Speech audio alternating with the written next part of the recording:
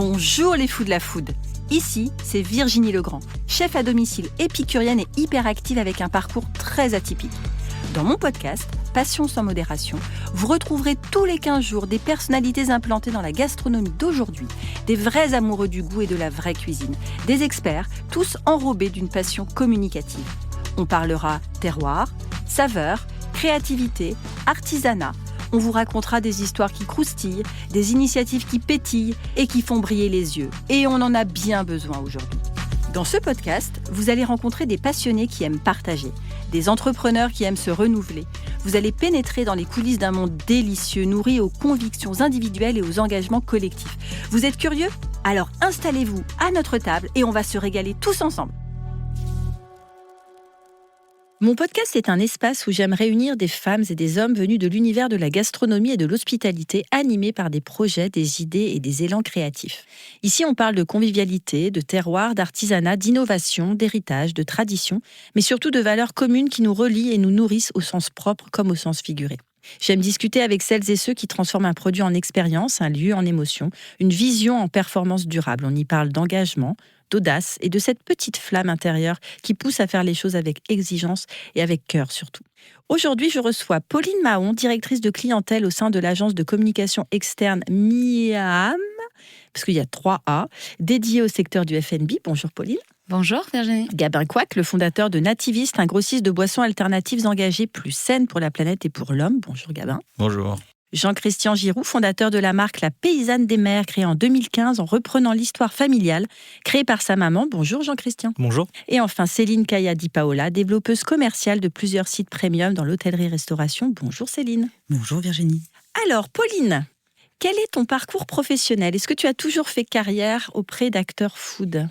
Oui, tout à fait. J'ai commencé ma carrière en 2015 à l'Atelier des Chefs. Donc, une première expérience et une première boîte résolument food aussi, où je suis rentrée en 2015 en tant que stagiaire, puis alternante, puis j'ai fini par signer un CDI là-bas. Donc, ce qu'on peut dire, c'est que j'ai toujours travaillé pour des marques de la food. Là-bas, à l'Atelier des Chefs, je m'occupais de la partie agence. Donc, ce qui veut dire que j'ai toujours travaillé pour des acteurs de ce secteur food and beverage. Au début, là-bas, on faisait beaucoup de création de contenu culinaire, notamment. Donc, j'ai toujours travaillé aux côtés de chefs et d'une chef, en l'occurrence, qui s'appelle Kathleen Clarity, que je salue. On faisait beaucoup de création de contenu culinaire à destination des marques, donc création de recettes, des shootings photos, des tournages vidéo. C'était très concret, c'était très terrain. Et ça, j'aime beaucoup. J'ai rejoint Extremiam, donc mon agence début 2022, où là, on prend un petit peu plus de hauteur, on va dire. On est plus dans la stratégie, on remonte sur du conseil, sur de la réflexion en amont, et ça me nourrit beaucoup. Donc j'ai plutôt une courte carrière, on va dire, dans le sens où j'ai été que dans 2 boîtes depuis 2015. Les 2 dans la food. J'ai eu la chance de tomber sur deux belles maisons avec un management bienveillant, des équipes. On aime ça. Ça, on aime beaucoup. Ça, on aime. Absolument. Et des équipes qui me faisaient confiance, où j'ai toujours eu beaucoup de liberté. Donc voilà, ce qui explique ma fidélité dans le travail. J'ai rencontré plein de super personnes, donc Kathleen dont je vous parlais. Je suis encore en contact aussi avec Nicolas Bergerot, Jean-Sébastien Bonpoil, qui sont les cofondateurs de l'Atelier des Chefs. Et sur un domaine plus perso, j'ai accessoirement rencontré mon mari et le père de mes enfants également là-bas. Donc c'est bien de le signaler. Donc voilà. La gastronomie fédère jusqu'au bout, en fait. Absolument. La table réunie, ça c'est sûr. Et une chose est sûre aujourd'hui, à 34 ans, c'est que l'univers food, c'est vraiment un univers qui est le mien et que je ne souhaite absolument pas quitter. Ben, on te le souhaite. Merci beaucoup, Pauline. Céline. Oui, bonjour. Bonjour. Il faut se rapprocher du micro. Très bien, je me rapproche du micro. D'où te vient, toi, cette passion pour l'hospitalité ? L'hospitalité, ça vient on va être simple, ma maman un peu dans la finance et toute ma famille paternelle dans la brasserie parisienne. Et ma grand-mère avait une jolie brasserie. Et c'est vrai qu'elle était, on va dire, entrepreneuse, mais on n'employait pas ce mot-là avant, et elle me gardait dans la brasserie. Donc c'est vrai qu'au fur et à mesure que j'ai vu ma grand-mère, mon père, mes oncles recevoir, je me suis dit, c'est peut-être un métier que j'aimerais bien faire. Et en fin de compte, pas du tout, parce que maman ne voulait pas. Donc on est parti dans le droit, et après c'est revenu comme un boomerang. Et j'ai monté mon premier restaurant, et c'était recevoir L'hospitalité, c'est vraiment le côté latin. C'est je reçois, mais j'aime être reçu. Mais je reçois autant mes clients que mes équipes. C'est ça qui est très important. C'est l'hospitalité n'est pas que ouvrir la porte, comme on dit dans certaines traditions. On laisse jamais quelqu'un en bas de la porte. Maintenant, je ne mets jamais quelqu'un en bas de la porte, mais que ce soit mon équipe, que ce soit mes prestataires, comme tu as pu le voir, ou mes clients. Donc l'hospitalité, elle a grandi avec moi et c'est vraiment un métier que j'adore, que je fédère et que j'essaye de développer, de transmettre. On aime bien aussi cette philosophie d'être avec les collaborateurs, de soutenir les collaborateurs, d'être dans la fidélisation parce que ça manque. Tu ne peux rien faire. Tu verras, tout mon discours sera « je ne fais rien sans mes équipes ». Mais ça vient toute petite, c'est le syndrome de l'enfant unique. L'enfant unique, il est tout seul, et faut qu'il ait plein de copains autour. Parce que quand il n'a pas de copains, il est tout seul et il s'ennuie. Donc j'ai toujours fédéré du monde, mais je voulais que tout le monde soit content. Et fédérer du monde très différent. Et c'est pour ça que j'ai autant de liens avec mes chefs, que mes directeurs de restaurants, que mes prestataires. Je ne fais rien. C'est un cercle de jouvence où tout le monde est ensemble et on a tous la même direction. C'est comment on sert le client, mais comment je sers aussi mes employés. Ce n'est pas mes employés, mes collaborateurs. À lapsus, qu'ils soient heureux qu'on soit ensemble et qu'ils se parlent bien. Non, mais la sémantique, tu vois, c'est important. Tout à fait. Très bien. Merci beaucoup. Jean-Christian. Bonjour. Bonjour. Alors, depuis 1983, comment votre entreprise a-t-elle évolué tout en restant fidèle à ses racines maritimes à Calais? Parce que vous venez du Nord, là. Oui, je suis né à Calais. Alors, historiquement, ma mère est boulonnaise, donc plus grand port de pêche français. On a un large spectre d'activités aujourd'hui, mais historiquement, c'était une activité de pêche à pied, donc activité artisanale. Très peu connue, souvent plus reconnue en tant qu'activité de tourisme, mais pas comme une activité commerciale. Aujourd'hui, il y a un peu plus de 1500 entreprises de pêche à pied en France. Et la région de France est la première au niveau européen en termes de pêcheurs et aussi en termes de production de diverses espèces. Donc historiquement, c'était de la pêche à pied. Ma mère a un parcours assez atypique en tant que femme, chef d'entreprise dans ce milieu. Il faut imaginer en 1983, jeune femme de 16 ans qui arrive dans une ville qu'elle ne connaît pas. Alors Calais-Boulogne, aujourd'hui, c'est 20 minutes. À l'époque, il n'y avait pas d'autoroute, c'était 1h30. Il faut le préciser. C'est un détail, mais c'est hyper important. Elle arrive dans une période aussi un peu compliquée. On est à peu près 20 ans après la fin de la guerre d'Algérie. Moi, j'ai un arrière-grand-père d'origine algérienne. Elle arrive avec un prénom Myriam, dans une ville où c'est pas très cosmopolite, surtout dans un monde très masculin. Elle est chef d'entreprise, donc elle commande des hommes. À l'époque, les femmes ne montaient pas sur les navires parce que ça portait malheur. Donc, déjà rien que pour s'installer sur le port de pêche et de dire je vais être calaisienne à Boulogne, parce que entre Calais et Boulogne-Dunkerque, les bateaux ne rentraient pas. C'est-à-dire que si vous étiez boulonnais, vous restez à Boulogne, etc. Voilà, c'était une autre époque. Alors, c'est à la fois hier, c'est ça qui est très surprenant. Donc, quand on le raconte aujourd'hui, on a l'impression que c'est pas possible, que c'est pas vrai, mais si.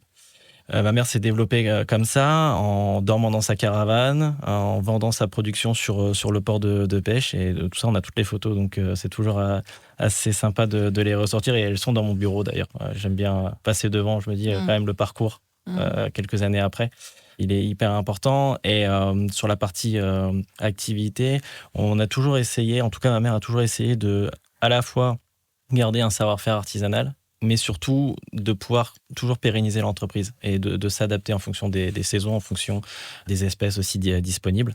Donc aujourd'hui, voilà, on a d'autres activités, on s'est diversifié, on n'est plus que pêcheur à pied, on est aussi poissonnier, on est aussi marailleur, on est aussi poissonnerie en ligne, on est aussi poissonnerie en libre service. Mais oui, avec les casiers. Voilà, alors raconte-nous cette histoire de casier, c'est incroyable. Alors, d'utiliser l'innovation au service de l'artisanat, bravo. Moi, on reviendra peut-être après, mais j'ai un parcours assez atypique. J'ai aucun diplôme, je suis rentré dans l'entreprise à mes 15 ans et demi officiellement, même si... Moi non plus, j'ai pas de diplôme. Alors, selon l'éducation nationale, je suis en échec scolaire. Bon, parce que j'ai arrêté l'école après mon CM2. Ce qui n'est pas très légal, mais bon, ça passe quand même. Parce que c'est pas. On salue l'éducation nationale. Et alors, ce qui est très drôle, c'est qu'aujourd'hui, j'accompagne des BUT, des masters, etc. à l'université à Boulogne-sur-Mer. C'est génial. C'est là où c'est très drôle. Mais bravo. Et donc, pour revenir à cette histoire de casier, j'ai toujours essayé d'apporter de la nouveauté, d'être un petit peu innovant et se différencier. Donc, par exemple, en 2023, on a mis en place la possibilité de payer en crypto-monnaie. On était la première poissonnerie. Bon, ça n'a pas rencontré un succès phénoménal. Mais au moins, on était les premiers. Mais tu l'as tenté. Je l'ai tenté. Voilà. Et on était les premiers. On fait de la folie, on aime de. Mais c'est ça. Et moi, avoir un article sur BFM Business, la première poissonnerie à accepter les crypto-monnaies, c'était très drôle. Ah, j'adore. Voilà. Donc, à partir de là, je me dis, mission réussie. Oui. Et donc, sur cette histoire de casier, on est en 2020, pleine période Covid. On se retrouve dans une situation inconnue. Comment on va être mangé, clairement, c'était le sujet. Les commerces qui sont censés être fermés. Alors nous, on a un concept un peu hybride sur le port de pêche, c'est-à-dire qu'on est une boutique physique, mais en même temps, on ne reçoit pas les gens à l'intérieur. Donc, on est considéré comme un marché. Alors, au niveau préfectoral, ça a été un bazar pas possible. J'ai réussi à négocier au bout de 15 jours la possibilité de rester ouvert. Dans tous les cas, je pense que... Voilà. Petit côté rebelle. Totalement. On l'aime bien, ce côté Totalement. rebelle. Et donc, on est resté ouvert. On avait mis en place un marquage au sol, etc. On avait fait installer des barrières Vauban par la mairie. Enfin, il y a des articles de tout ça. C'était très, très drôle. Donc, la possibilité de rester ouvert, c'était vraiment pour nous un sujet. On s'est transformé à ce moment-là en Amazon des produits de la mer. C'est-à-dire que tous les après-midi, on avait des colis qui partaient. C'était monstrueux parce qu'on avait déjà anticipé la vente en ligne 6 mois avant. Donc, quand nous, on a eu le Covid, au final, on a su, on va dire, se réinventer tout de suite, bien sûr. répondre à la demande. 6 mois avant, mon banquier n'a pas voulu m'accompagner sur ce projet de vente en ligne. Bon, je me dis, il a été visionnaire parce que 6 mois après, tout le monde s'est mis à faire du click and collect et de la vente en ligne. Bon, voilà. Donc, nous, on était déjà opérationnels. Et l'idée de Casier est arrivée à ce moment-là, de se dire, si demain, on a à nouveau cette problématique, comment faire, et puis comment faire pour respecter les normes. Donc, j'ai contacté la société qui s'appelle le Casier français, qui est basée à côté de Lille, donc à 1 heure de chez moi, qui proposait ce service de casier. Ces casiers, à l'époque, n'étaient pas optimisés pour la vente de produits frais, et encore moins de produits de la mer, qui demandent une traçabilité, une gestion du froid, très, Ça très rigole complexe. pas, ça rigole Voilà. pas. C'est pas péjoratif, mais on vend pas des pommes de terre. Bah, bien sûr. Voilà. Et je parle de ça parce que c'est un produit de la région, donc Mais oui. voilà, mais c'est totalement différent.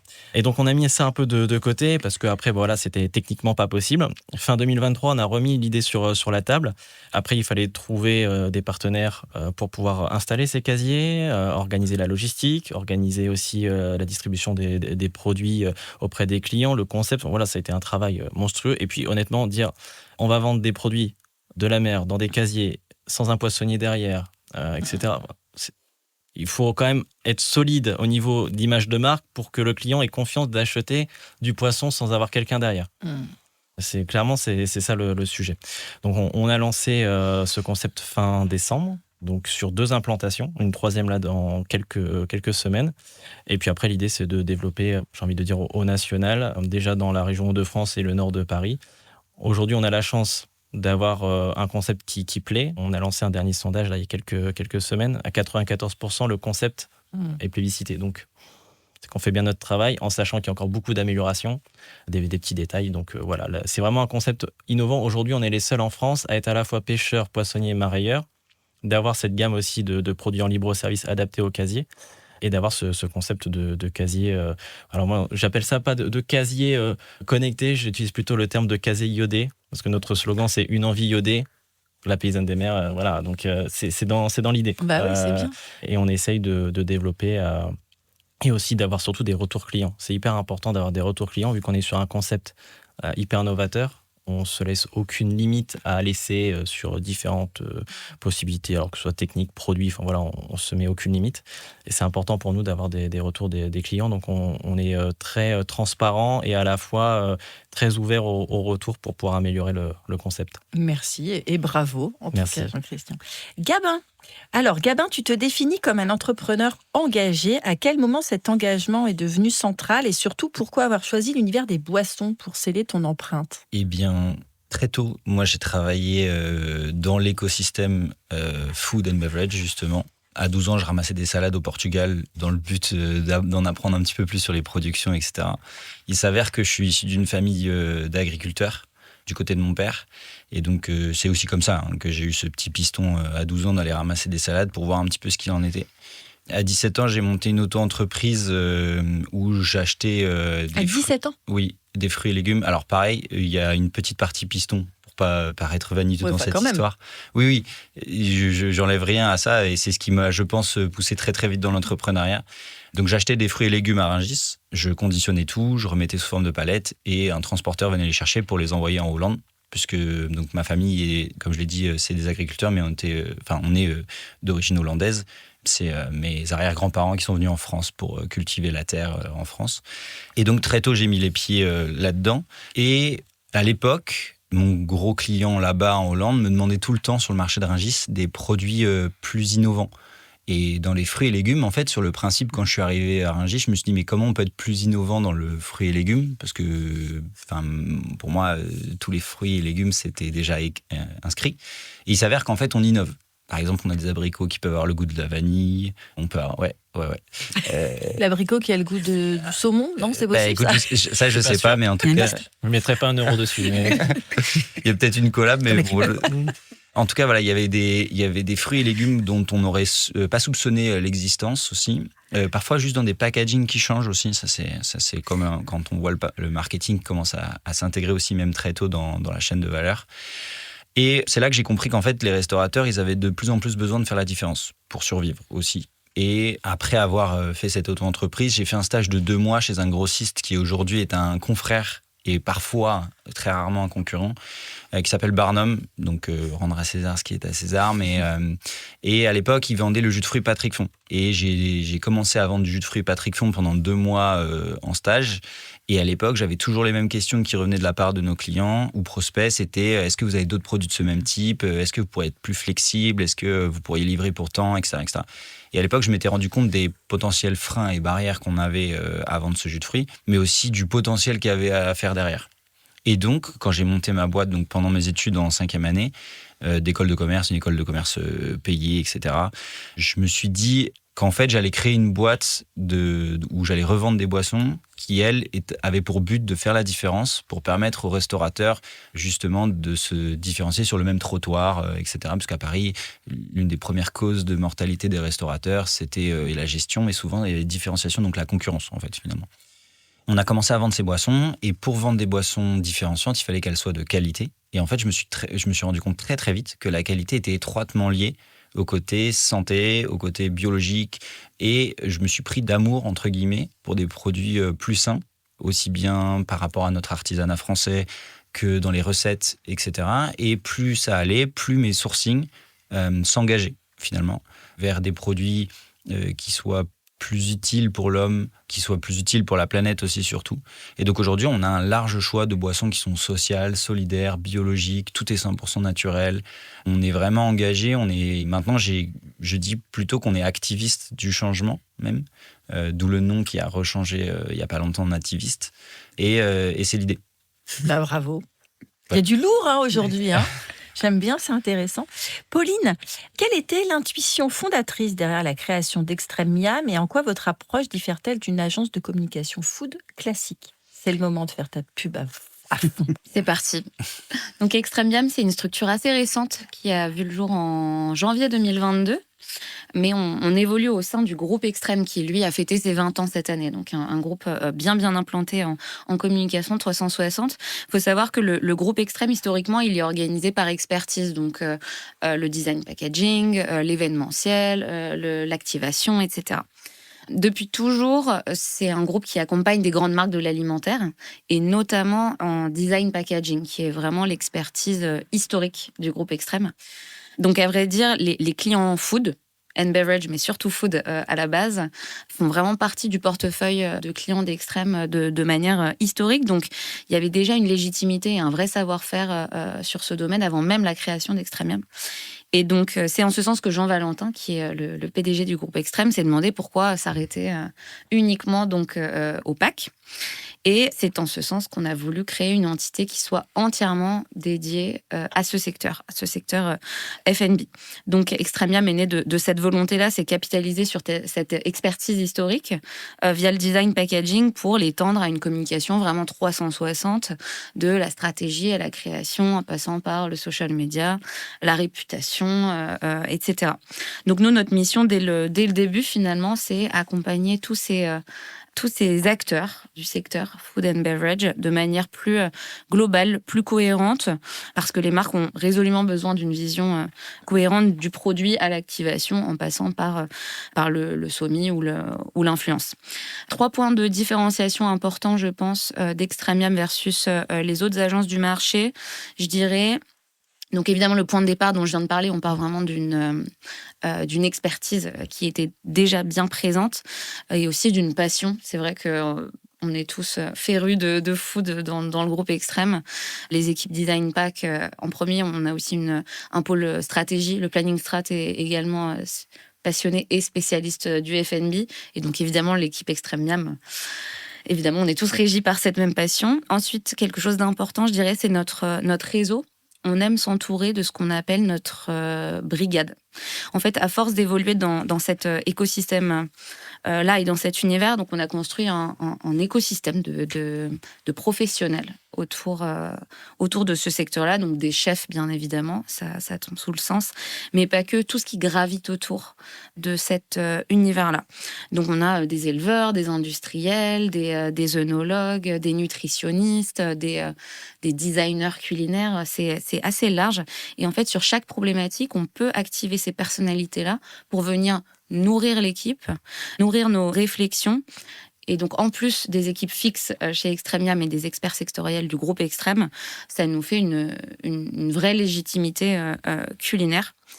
Sinon, si je devais vraiment résumer en un point, ce qui fait vraiment notre différence, c'est vraiment ce modèle 360 indépendant, parce qu'on est un groupe indépendant, et intégré. Il y a beaucoup d'agences qui sont spécialisées dans la food et il y a pas mal d'agences qui voient le jour. C'est quelque chose d'assez tendance et on comprend pourquoi. On est tous passionnés aujourd'hui autour de cette table. Mais peu sont vraiment dédiés à une seule verticale avec toutes les expertises activées. Beaucoup d'agences travaillent sur un ou plusieurs secteurs, étendent à la food, mais peut-être aussi autour, combinent une ou plusieurs expertises. Moi, je dirais qu'on est les seuls, à ma connaissance en tout cas, à avoir l'ensemble de ces expertises-là. Nous, on est vraiment 100% food, comme je le disais, de la strat au design, en passant par la réputation, et le tout centralisé et coordonné.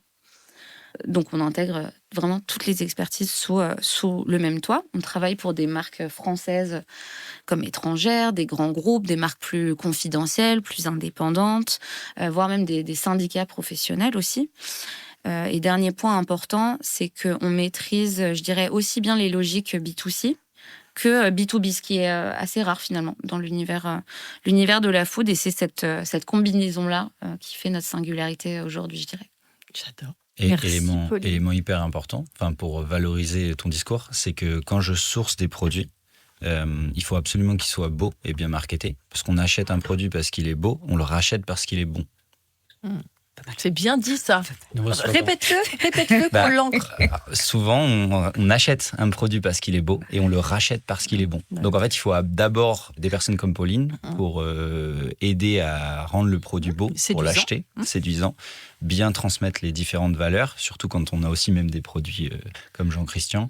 Jean-Christian est un produit maintenant, carrément. Il a des produits, j'imagine, un peu marketés. Je suis cher, du coup. T'as des produits marketés un petit peu ou pas? Oui. Ouais, voilà, du coup, il faut absolument qu'on transmette les bonnes valeurs, la beauté du produit, etc., tous les éléments dont elle a parlé. Et s'il est bon, et j'en ai aucun doute, il sera racheté. Merci. C'est vrai qu'on déguste d'abord avec les yeux, c'est sûr. Donc, je peux confirmer. Ça, c'est après comme les cake design, en fait. Ils sont hyper jolis et quand tu coupes, parfois c'est très bon et du coup on est content et parfois c'est pas bon et en fait c'était que l'esthétique, quoi. Donc merci d'avoir rappelé ça. Céline, alors attention, moi j'ai une question à 72 000 points.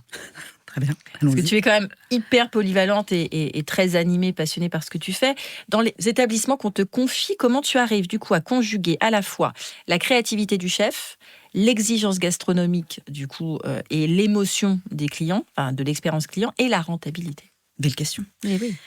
Je dis toujours qu'en fin de compte, mon travail, ça tient sur un tabouret, c'est-à-dire un 3 piliers. Donc oui, on a la créativité, on a l'expérience gastronomique, l'exigence gastronomique et la rentabilité. Chacun est au service de l'autre et chacun dépend de l'autre. Obligatoirement, il vous en manque un, vous tombez. Créativité ne veut pas dire le chaos, c'est-à-dire on ne fait pas tout et n'importe quoi. Maintenant, il faut être créatif, comme tu l'as dit, Gamin, c'est exactement ça.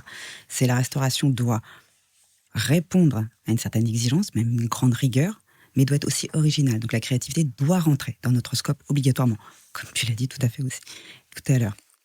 Exigence gastronomique qui apporte à la créativité, qui apporte à la rentabilité. La créativité doit accompagner la rentabilité, c'est-à-dire que la marge, on va regarder ce qui se passe, comment on peut accompagner cette créativité, comment on peut la rendre rentable.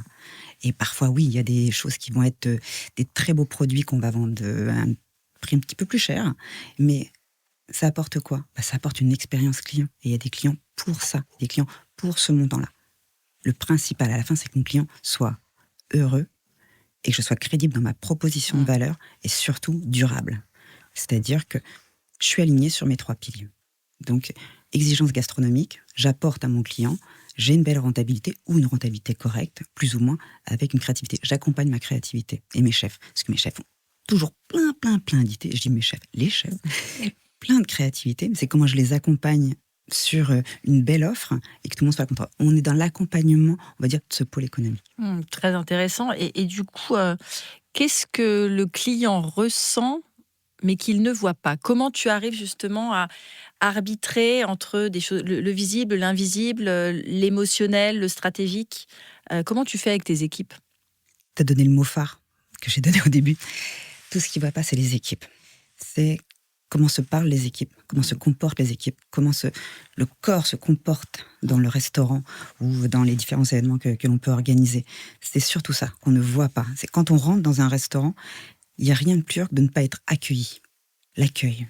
Et si on est bien accueilli, si une des personnes est occupée, que ce soit le directeur du restaurant, le manager, une autre prend tout de suite le relais. C'est ça qu'on ne voit pas. C'est la fluidité. Exactement, d'un service, de l'accueil.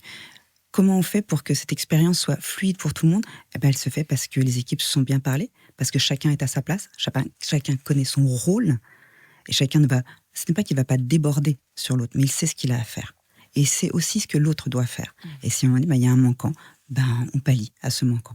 Donc je trouve ça très important sur ce moment-là qu'on ne voit pas, toutes les choses qu'on ne voit pas et qu'il ne faut pas que l'on voit. Parce que quand on commence à voir les livraisons à pas la bonne heure, le directeur qui arrive en retard, qu'il n'est pas habillé, ou ses chaussures qui sont pas tirées. Qu'il n'est pas habillé ou qu'il est mal habillé. Pas habillé. Ou vite fait, qui se change très très vite. Voilà, c'est ça. Il ne faut pas que ça se voit. Rien ne doit se voir. Comme une scène. Exactement. Ça, on le sait. L'organisation d'un restaurant, l'organisation de tous les événements que l'on peut faire, c'est énormément de préparation en amont. Énormément de discussion, de communication, d'échange et de transmission d'informations. C'est vrai qu'on le met souvent sur ce domaine, la communication, la transmission d'informations. Mais je vois que quand je donne pas les bonnes informations aux chefs, aux directeurs de restaurants, mais que je leur donne les mêmes informations et aussi celles qui sont dédiées. Ce qui est très important. C'est tout ça, toute cette prépa qui fait que quand on arrive, c'est une scène, c'est vrai, c'est exactement ça. C'est un spectacle. J'ouvre les portes du restaurant. Que ce soit un événement ou un service, c'est un spectacle. Tout le monde est en scène et à sa place. Et c'est ce qu'il doit faire. Tout le monde a bien répété la chorégraphie, exactement. En fait. Ouais. Merci beaucoup. Je vous en prie. C'est important d'un coup, en ce lundi matin. Jean-Christian, alors, moi, j'aimerais que tu me parles de ton rapport à la mer. Alors, la mer, MER, parce que Myriam, on célèbre Myriam aussi, mais la mer, qu'est-ce qu'elle a pu t'apprendre? Cet amour pour la mer, il vient d'où? Et ce que tu en fais aujourd'hui avec ton travail? Alors, oui, on part sur le côté poétique ou philosophique. Pas de souci. Moi, comme j'expliquais, donc voilà, j'ai un parcours scolaire assez atypique, fils d'ouvrier, d'artisan, donc on partait jamais en vacances, clairement. Après, je vais pas me plaindre, mes vacances c'était à la mer, donc il y avait quand même un côté assez intéressant.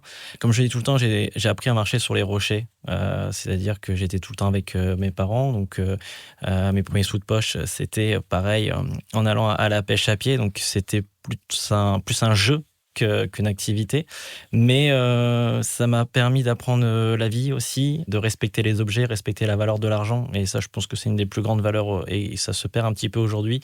J'ai toujours eu cette notion où mes parents c'était tu veux quelque chose, tu viens donner un coup de main et tu seras payé en fonction. Et ça, c'est quelque chose que je leur remercie tout le temps parce que j'ai encore aujourd'hui, des personnes vont compter en francs. Moi, je vais compter en kilos de moules ramassés. et 1 euro, à l'époque, en tout cas, 1 euro, c'était 1 kilo. Donc, quand je me dis un iPhone, c'est 1500 €, ça fait 1500 kilos. Donc, c'était à l'époque. C'est chaud. Ouais, voilà, c'était pas possible. Mais dans l'idée, et ça permet de vraiment remettre les choses en corrélation, donc c'est hyper important. Après, par rapport à l'histoire de la mer, moi je suis né dans une famille du côté de ma mère qui est dans le monde maritime depuis à peu près 300 ans. On arrive à remonter jusqu'au 1770, 1780, donc sur le port de Boulogne, que ce soit des pêcheurs, des marailleurs, des maisons de salaison de harengs. Mon arrière-grand-mère avait un atelier de salaison de harengs à Cap-Écure, donc c'est le port historique de Boulogne-sur-Mer. Du côté de mon père, pas du tout. Lui est d'origine de la Bourgogne, donc rien à voir. Il travaillait dans les travaux publics et il a rencontré ma mère en travaillant sur un chantier de raccordement du tunnel sous la Manche. Oh. Voilà. Donc, il louait un appartement en dessous. Ils se sont rencontrés comme ça. On a encore toutes les lettres parce qu'à l'époque, il n'y avait pas les SMS. Donc, l'histoire est belle. Il a tout quitté pour devenir aussi pêcheur à pied et ensuite, du coup, poissonnier par la suite. J'ai à la fois ce côté terre et mer, vraiment la pure Bourgogne, la forêt, les vignes, et de l'autre côté, le monde maritime dans toute sa splendeur. Moi, je suis né à Calais, donc j'ai grandi sur le port de pêche de Calais. Donc, je me réveillais avec les mouettes, les ferries, les bateaux. Mes journées, c'était d'aller sur le port. Et puis ensuite, quand on faisait des sorties ou pour la pêche, c'est le Cap Blanc-Nez, c'est le Cap Gris-Nez, c'est le Boulonnais. Donc, j'ai toujours été très attiré par ce monde. J'ai toujours été amoureux et attiré par la nature déjà. Et c'est vrai que quand je fais découvrir des endroits à des amis où c'est pour moi un endroit totalement normal, c'est la normalité. Mais quand je regarde leur regard, je me dis, là quand même, on ne se rend pas compte en fait Il y a une fascination. Oui, totalement. Et j'en parlais encore avec ma conjointe. C'est comme le Parisien qui passe devant la Tour Eiffel qui s'en rend même plus compte. C'est vrai. Mais nous, quand on passe devant, on est toujours émerveillés parce que c'est la grandeur de la France aussi. Et c'est la même chose pour le Cap Blanc-Nez. C'est devenu la normalité. J'ai la chance de le voir de chez moi. J'ai une belle vue sur mer, donc je le vois de chez moi. Mais je reste toujours assez fasciné. J'aime bien rentrer chez moi et voir la mer. Je pense que j'ai un peu de sang bleu aussi dans les veines. Aujourd'hui, on est aussi mécène du fonds de dotation de Nausicaa, par exemple, du plus grand aquarium d'Europe. J'ai beau y aller très régulièrement, je suis toujours fasciné par le monde maritime. Je pense qu'il y a tellement, et au sens large, hein, pas que le monde maritime, le sens océanique, le monde halieutique au global, que ce soit le bateau, le pêcheur ou le fond marin et toute sa biodiversité. Je pense qu'il y a tellement de choses à dire. Et après, c'est un peu aussi... c'est pour ça qu'on appelle ça la planète bleue. Donc, c'est que tout vient du monde halieutique. Alors, c'est un terme qui n'est pas très connu, le mot halieutique, mais ça regroupe vraiment un spectre très large, que ce soit la biodiversité, l'économie, la pêche. Enfin, voilà, il y a plein de sujets autour de tout ça. Donc, voilà pourquoi je suis amoureux de ce monde. Merci beaucoup pour cet éloge vibrant. Merci beaucoup, Jean-Christian. Avant que tu me poses la question, je voulais juste remercier pour cette belle poésie parce que tu m'as posé la question tout à l'heure pourquoi je me suis passionné de l'écologie aussi. Et en fait, aujourd'hui, tu me fais un peu presque une intro parce que le plus grand pollueur plastique au monde, c'est Coca-Cola. Voilà. Et quand j'entends ce genre de discours, moi, c'est exactement pour ça, pour protéger la planète, que j'ai décidé de monter ma boîte et de la transformer maintenant en entreprise engagée. L'objectif étant de vendre des produits qui ne polluent plus ou le moins possible. Et il y a la santé donc des personnes, mais il y a la santé de la planète. Et quand j'entends cette passion, c'est ça qu'on a envie, nous, de donner à nos clients. C'est de leur proposer de faire un choix entre soit des produits qui polluent, soit des produits qui sont plus respectueux de la planète. Qui protègent. Alors justement, Nativist se positionne comme une alternative aux géants de la boisson. Donc est-ce que tu peux nous expliquer le lien entre engagement, résistance, contribution au monde et lucidité aussi finalement pour pragmatisme pour arriver, parce que tu dis tu utilises des choses qui ne polluent pas. Concrètement, ça consiste en quoi? Alors, déjà, il n'y a rien qui pollue pas, pour être très précis. À part si on arrive à résoudre totalement, et encore, je ne suis pas sûr, le sujet de l'électricité, ou en tout cas de l'énergie 100% verte. Mais aujourd'hui, on a quand même rassemblé plein d'acteurs qui vont plus loin dans la démarche. Je vais donner des exemples. On va parler, justement, là, j'ai parlé de Coca-Cola, mais par exemple, on travaille avec une marque qui s'appelle Océan 52. Et elle fait ce qu'elle appelle la No Plastic Water ou le No Plastic Cola. Et elle reverse 52% de ses bénéfices à la protection des plages et des océans.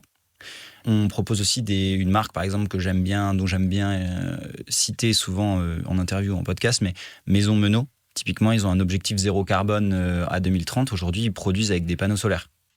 Ils sont entièrement bio, commerce équitable, etc.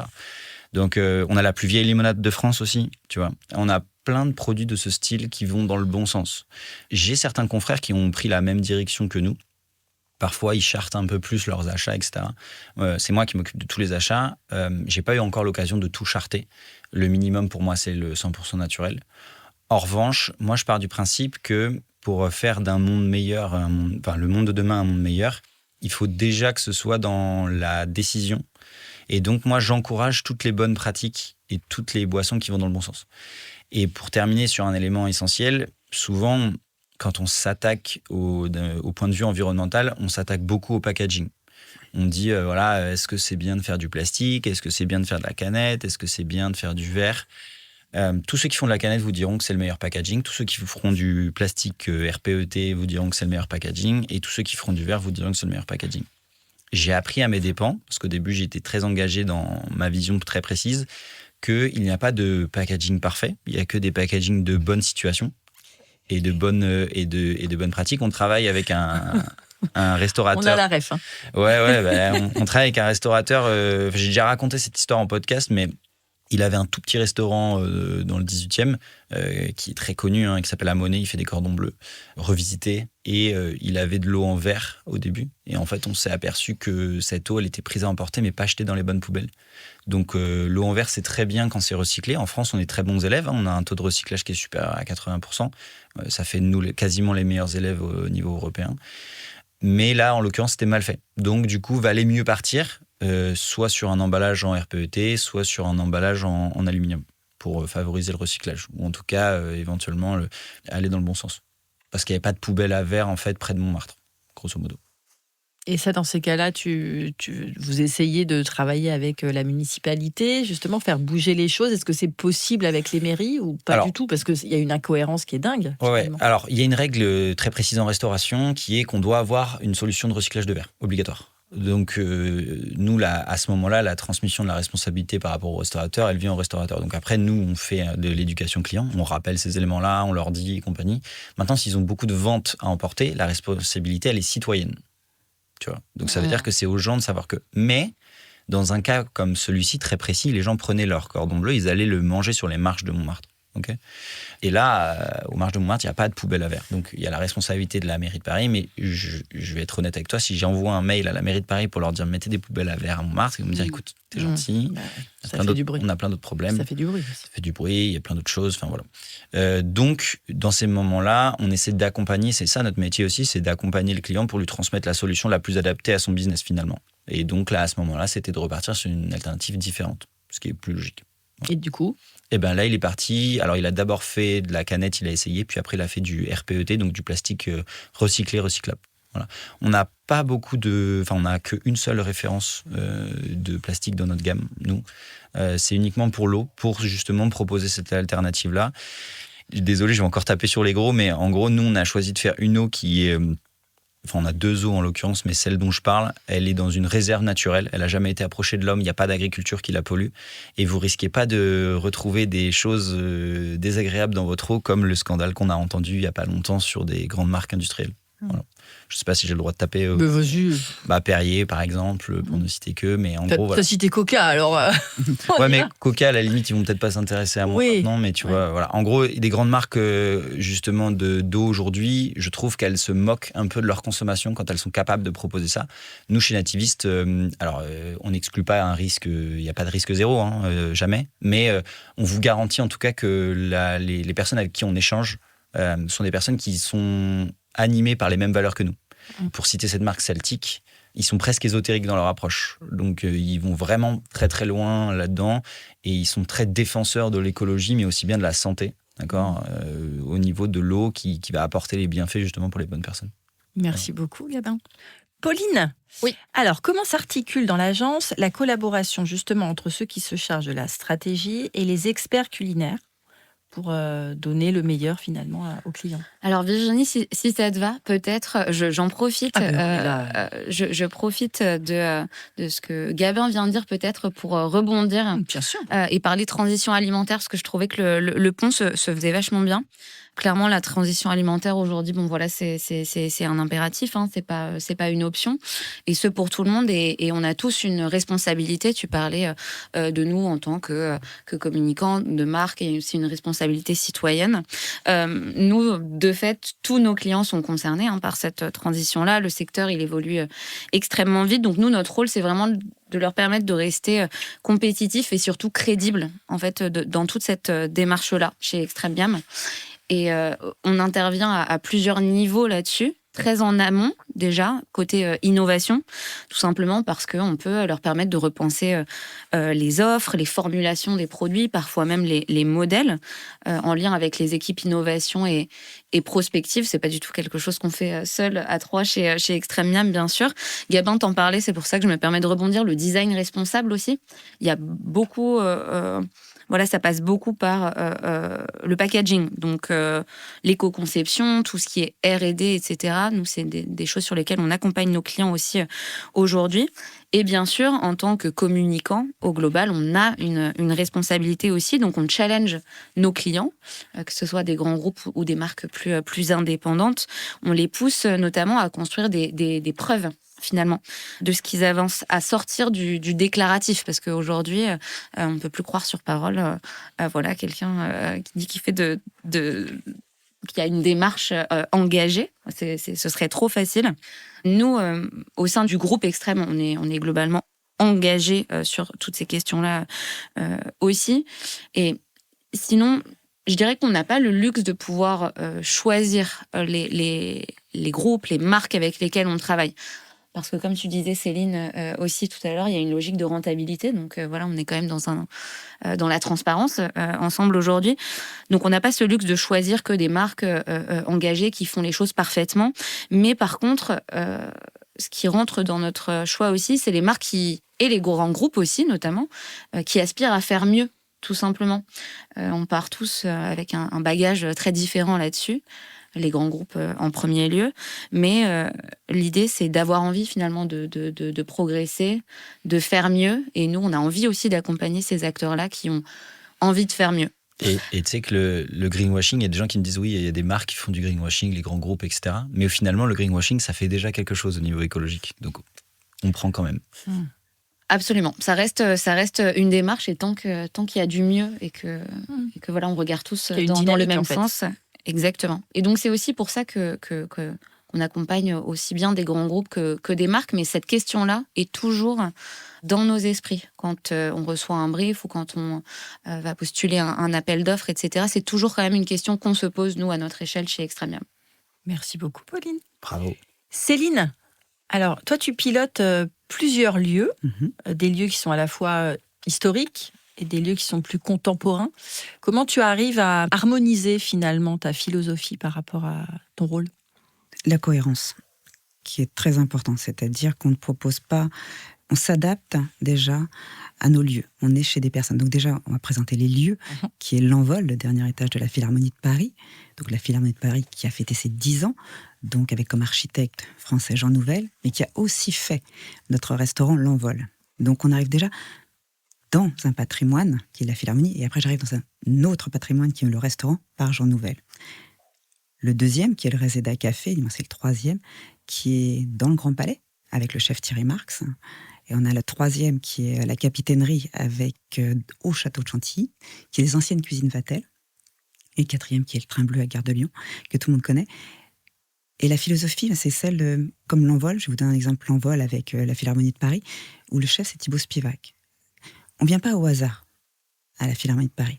On vient parce qu'on est à un concert, on vient parce qu'il y a une exposition. Donc, on ne propose pas n'importe qui comme chef. Chef, c'est une étoile verte, c'est une belle prestation gastronomique qui correspond à la demande, bien sûr, de la Philharmonie. Et c'est d'apporter toute cette cohérence la gastronomie apporte au lieu et les expositions ou toute la programmation apporte à l'expérience client. Donc ma philosophie, c'est vraiment d'avoir une cohérence sur tout ce qu'on présente sur chaque lieu. Mais on ne duplique pas. Ce n'est pas duplication sur 3 lieux. C'est 3 thèmes totalement différents. Et vous avez parlé tous de responsabilité sociale, que ce soit avec le chef Thibaut Spivak, avec Thierry Marx et l'insertion, le château de Chantilly avec ses grandes manœuvres écologiques. Donc oui, ma philosophie, c'est adapter à chaque lieu une gastronomie et une philosophie. Merci beaucoup. Et une atmosphère. Une atmosphère, pardon. L'atmosphère. Jean-Christian, alors à l'heure du tout digital, comment fait-on pour conserver une vraie âme artisanale dans une poissonnerie en ligne ? Très bonne question. Mais je te remercie. Pour revenir sur la poissonnerie en ligne, c'est quelque chose qu'on a lancé du coup en 2019. bien avant. C'était dans l'été avant le Covid. Pourquoi on a lancé ce concept? Déjà, comme j'expliquais tout à l'heure, ayant un père bourguignon pour ma famille en Bourgogne, et j'ai toujours entendu que le poisson était extrêmement cher, beaucoup d'intermédiaires, beaucoup de transports. Donc c'était aussi une logique de continuité par rapport à cette problématique, mais aussi le fait que Calais est une station balnéaire où on a énormément de touristes, de plus en plus. Calais était dans le top 10 des destinations françaises cette année. Donc, on a énormément de passages de différentes nationalités, beaucoup de Belges. Nous, l'été, 30% de la clientèle est belge. Voilà, donc c'est une clientèle assez conséquente qui ne retrouve pas forcément les mêmes produits chez eux. C'est là où c'est des fois incompréhensible, mais le fait du savoir-faire français et du produit de qualité, je pense que c'est ce qui fait aussi l'attrait des clients belges.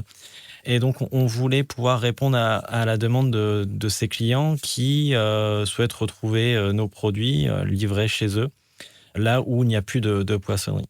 En 2019, le marché de la poissonnerie n'était pas le même encore qu'aujourd'hui. Il est catastrophique, le marché de la poissonnerie aujourd'hui, et des entreprises, les situations économiques sont catastrophiques. En 2015, il y avait encore 5500 poissonneries sédentaires et non sédentaires en France, sans les points de vente en grande distribution. Il en reste 2000 aujourd'hui. Voilà, en 10 ans. 10 ans. À ce rythme-là, avec une moyenne d'âge de 45 ans, d'ici 15 ou 20 ans, il restera moins de 1000 poissonneries en France. Et donc, c'est aussi tout le concept qu'on essaye de développer, comme les casiers ou d'autres moyens, pour toujours être à la page aussi du monde aujourd'hui dans lequel on est, où le commerce de proximité a totalement été balayé par le digital, et puis aussi, je pense, par une volonté de la praticité, du concept avant le produit, le marketing avant le produit. Et puis ensuite, on s'est aperçu pendant le Covid au final, il y avait beaucoup d'artisans, beaucoup de commerçants, beaucoup d'agriculteurs. Tiens, c'est intéressant, on va aller à la boutique du coin. Et puis ensuite, au final, on va aller chez Auchan, c'est très bien, ou Carrefour, ou Leclerc, enfin peu importe, on y retrouve tout. Le concept de la vente en ligne, c'était de pouvoir redonner à nos clients qui ne sont pas sur le secteur, alors qu'ils sont en vacances ou qui ont de la famille dans d'autres régions, de pouvoir retrouver des produits en direct, sans intermédiaire, livrés en 24-48 heures grand max, pour faire très simple. Jusqu'à Clermont-Ferrand, c'est 24 heures. En dessous de Clermont-Ferrand, c'est 48 heures. Voilà. Donc, ça permet quand même d'avoir un réseau de distribution assez large. La majeure partie de nos clients sont tout de même en région parisienne ou dans l'est de la France, mais aussi beaucoup dans le sud. On le livre beaucoup sur Nice, Monaco. Alors, c'est assez particulier. Ben oui. Ouais. Mais Il y a quand même la Méditerranée. Oui, mais il n'y a pas beaucoup de poissons en Méditerranée. Alors, désolé pour nos amis pêcheurs, mais c'est très compliqué pour eux. La pêche en Méditerranée souffre énormément. On n'entend jamais parler. Ça, c'est quand même hallucinant. On n'en entend jamais parler. Et pourtant, il y a une vraie filière, malheureusement liée au changement climatique, liée aussi à la surpêche pendant de nombreuses années, la pêche illégale aussi, qui est quand même... Aujourd'hui, dans le monde, un poisson sur deux est pêché de façon illégale. Voilà. Wow. Voilà, c'est quand même hallucinant. Donc, ça met en cause beaucoup de problématiques diverses et variées.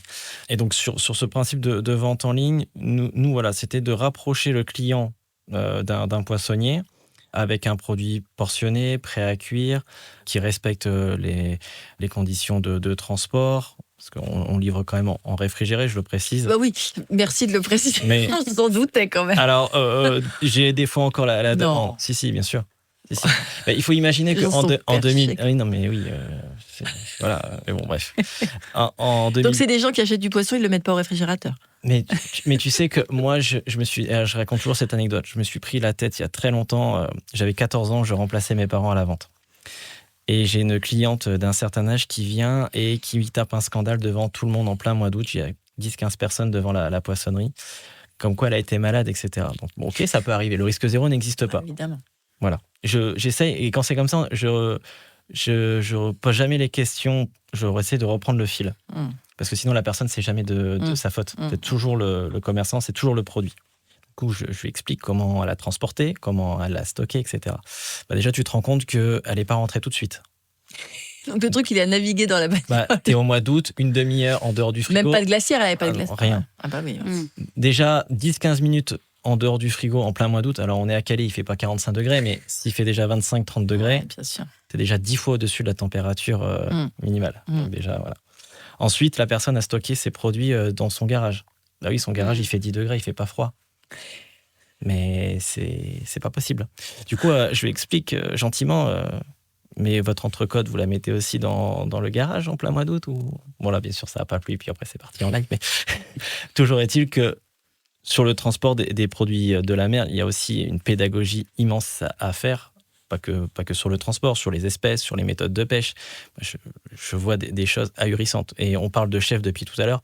Quand je vois des grands chefs, quels qu'ils soient, expliquer que le saumon est une catastrophe par rapport à la truite et que la truite, c'est magique, il y a autant de mauvais élevage de saumon que de mauvais élevage de truite. Évitez de mettre tout le temps en avant la truite ou autre. Franchement, il y a de tout. Je dis pas que le saumon est le produit parfait, loin de là, mais on peut pas tout le temps. C'est jamais tout blanc ou tout noir. Il faut arrêter de tout le temps critiquer le saumon ou la truite ou d'autres espèces. On est toujours en train de parler de pollution. Tout à l'heure, on parlait de Perrier. Je refais un point dessus, mais c'est les rivières et les nappes phréatiques qui sont polluées. Les truites françaises sont élevées dans le même circuit. Donc, encore une fois, je ne vais pas me faire que des amis avec nos éleveurs piscicoles de truites. Je ne dis pas que tout le monde est mauvais, mais voilà. Et puis quand je vois des chefs qui disent il faut consommer de la truite, c'est moins cher. La truite est plus chère que le saumon. Voilà, c'est toujours dans la nuance. Il y a des très bons et des très mauvais partout. Et le produit de la mer au global, il est très technique. Il y a aussi beaucoup de fantasmes autour des produits de la mer. Je rebondis juste sur ça, mais c'est comme aujourd'hui sur certaines espèces. Nous, par exemple, on a des fournisseurs en Islande, en Écosse, aux Pays-Bas. Pourquoi on le fait ? Parce qu'on a des espèces qui vont être gérées mieux et plus durablement dans ces autres pays. Aujourd'hui, on parle de local. Le local, c'est quoi ? Est-ce que ça s'arrête à la frontière ? Est-ce que ça s'arrête sur un secteur géographique ? Nous, par exemple, on propose aussi des moules des Pays-Bas quand les moules françaises ne sont pas disponibles. Les Pays-Bas, c'est à 2 heures de Calais. Alors, est-ce que je fais des moules des Pays-Bas ou est-ce que je fais venir des moules de Bretagne à 6, 7, 8 heures ? Ouais, c'est une vraie question. Si on parle de local, quel est le produit le plus local ? Parce qu'il a une petite estampille française. Je suis le premier à mettre en avant le savoir-faire français au maximum. Mais encore une fois, il faut prendre toutes les données. En fait, ça dépend de la motivation du client final au final. Totalement. Et puis, tu peux pas être tout blanc ou tout noir. Il y a beaucoup de nuances à avoir. Et dans les produits de la mer, il y a vraiment une méconnaissance. Donc, on essaye de faire beaucoup de pédagogie aussi autour de tout ça. Mais c'est ça qui est génial parce que effectivement, les gens ne savent pas. Non. Même moi, tu m'apprends des choses. En fait, je pense que tu apprends des choses à plein de gens autour. Et en fait, toute cette partie conseil, consultant sur le terrain, parce qu'on parle des consultants dans les agences, mais toi, clairement, tu es sur le terrain. Donc, il faut que tu ailles parler de ça à tout le monde. J'essaye. Après, tout le monde n'est pas aussi en phase pour l'entendre. Mais ça, c'est pas ton problème. Ça c'est pas mon problème. T'auras transmis la parole d'évangile. Oui, après, est-ce que j'ai la science infuse ? Je ne pense pas. Est-ce que je suis crédible ? Certains te diront oui, certains te diront non. Je suis jeune aussi, j'ai 27 ans, donc des fois c'est difficile.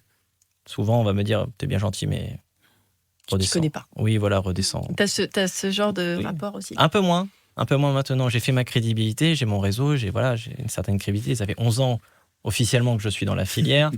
Donc, au bout d'un moment... Je peux me permettre certaines choses. J'ai planté des sociétés, j'ai remonté, j'ai quand même... T'as bourlingué, quoi. Voilà, c'est ça. Même si j'ai que 27 ans. Donc, je peux me permettre certaines choses. Tu auras toujours des personnes qui vont critiquer. Mais tu sais, ce que tu disais aussi sur la pédagogie, en tout cas, moi, sur le poisson aussi, pareil, j'ai découvert tardivement les différentes techniques de pêche, ce que ça impliquait au niveau environnemental, etc.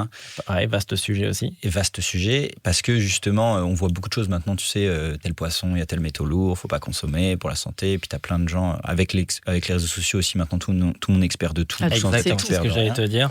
Aujourd'hui, avec les réseaux sociaux, en France, tu as 68 millions d'experts dans chaque domaine. Ça, c'est quand même exceptionnel. C'est pour ça que tu dis, je sais pas si j'ai de la crédibilité, si, quoi qu'il arrive, de fait de ton métier, t'en as. T'es sur le terrain. Mais du coup, je pense que c'est intéressant des fois d'avoir ce retour de dire, voilà, quels sont les types de poissons à consommer. Alors, tu parlais des moules. En fait, tu as 2 types de consommateurs. Tu as celui qui veut le Made in France pour faire bosser les gens en France, puis tu as celui qui veut le Made in France parce qu'il pense que c'est moins polluant, pour le côté écologique. Tu as répondu à un élément essentiel, c'est que si la moule du Pays-Bas, elle est à 2 heures, elle sera plus écologique finalement que la Bretagne, à condition qu'elle soit produite dans les mêmes conditions. C'est ça. Évidemment. Mais si c'est du Made in France, dans ce cas, c'est autre chose, mais elle l'achète pas, et puis tant pis, ça sera pas de la vente chez toi, ce sera une autre moule, j'en sais rien, que sais-je. Mais c'est... Moi, souvent, ce qui me manque vraiment beaucoup dans mes achats, et au quotidien, j'ai toujours la sensation, dans mes différents achats, de ne pas forcément toujours savoir ce que j'achète, ou de savoir ce qui est vrai ou ce qui n'est pas. Tu vois. On dit, oui, il faut pas prendre tel produit, tel machin, même telle saisonnalité. Même en ayant travaillé à Rungis, pour être honnête, il y a encore des produits sur lesquels je doute de la saisonnalité, de quand elle s'arrête vraiment ou quand elle commence. Et pourtant, je suis dedans depuis que je suis petit. Donc, en fait, il y a des choses où je pense que ça mérite même à nos enfants de le dire, voilà, tu vois, quand tu consommes ça, c'est hors saison, etc. Tu disais tout à l'heure pour la moule, je reprends un exemple très précis, vaut mieux faire un produit biologique dans le pays d'origine dans lequel on a trouvé ce produit, tu vois, les agrumes, les tomates, etc., plutôt que de le faire dans des fermes en France, enfin dans des usines couvertes sous LED, etc. Ça va pas donner le meilleur produit d'un point de vue écologique, parce qu'on va financer l'électricité, etc. Donc... Oui, totalement. C'est vraiment un problème de transparence. Je donne un dernier exemple. Sur les méthodes de pêche, on parle de pêche de ligne, la seine danoise, le chalut. Je vous parle de termes comme ça qui sont sur chaque étiquette et de façon obligatoire. Mais il n'y a aucune explication. Les zones de pêche, c'est pareil. Les zones de pêche, elles sont obligatoires depuis 2013. Elles ont été renforcées en 2016. Mais si je vous explique que sur une étiquette, on va prendre un exemple tout bête, le maquereau en FAO 7D. Bon, moi je connais que maquereau, que le mot. Voilà, c'est pêché en Manche.